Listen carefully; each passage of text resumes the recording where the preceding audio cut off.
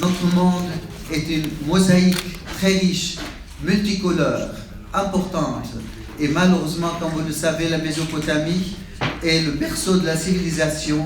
Aujourd'hui est devenu le berceau de la violence et le désordre.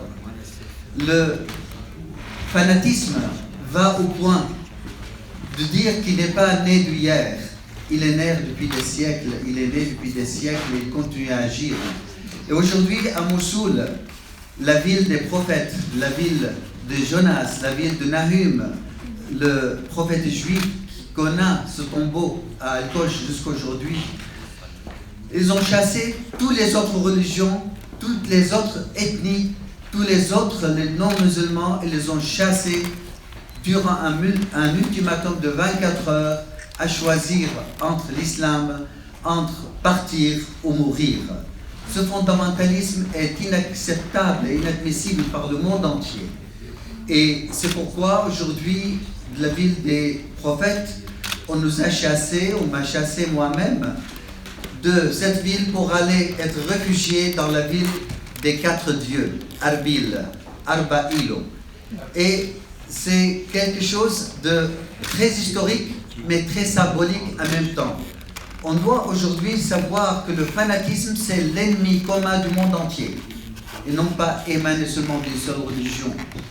C'est pourquoi cette déclaration de Genève va unir les villes, et non pas les villes, c'est différent que les cantons. Les villes, c'est différent que les pays. Les villes, c'est le cœur qui bat, justement, dans lequel se trouve ce patrimoine et les êtres humains en même temps. Et ce que je travaille depuis 28 ans, c'est pour sauver le patrimoine et aussi l'être humain. C'est pourquoi aujourd'hui, on ne peut pas sauver les êtres humains sans sauver leur histoire. On ne peut pas sauver l'arbre sans sauver ses racines.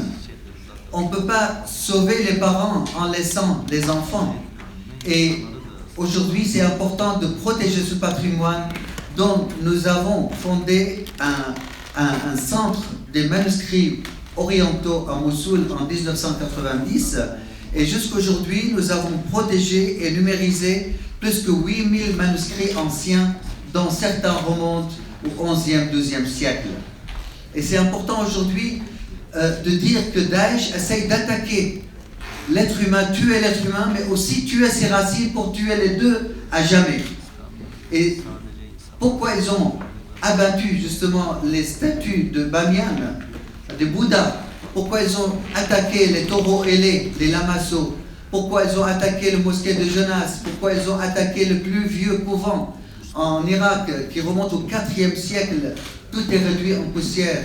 Le mosquée justement d'Al-Nouri, Jam' al-Hadba, la même chose, ils l'ont abattu, ils ont réduit en poussière. Il était certainement aussi l'ancien couvent de 40 martyrs. Aujourd'hui, nous avons la culture commune pour le monde entier. C'est pourquoi la ville de Genève aujourd'hui, cette initiative qu'elle a prise grâce à Monsieur le maire, c'est vraiment le premier pas à travailler ensemble pour protéger et donner parole d'honneur pour les villes et les maires des villes pour protéger ce patrimoine. Pour finir, je dis aujourd'hui, le dernier mot, c'est pour la paix et non pas pour les paix. Aujourd'hui, le dernier mot, c'est pour les vivants et non pas pour les morts. Le dernier mot aujourd'hui, c'est pour l'intelligence et la culture et non pour l'obscurantisme. Et le dernier mot, pour cette ouverture les uns vers les autres, pour créer un être humain au-delà de cette différence, qu'on devient unis par le monde entier grâce aux initiatives que nous avons durant cette déclaration. Et je vous en remercie.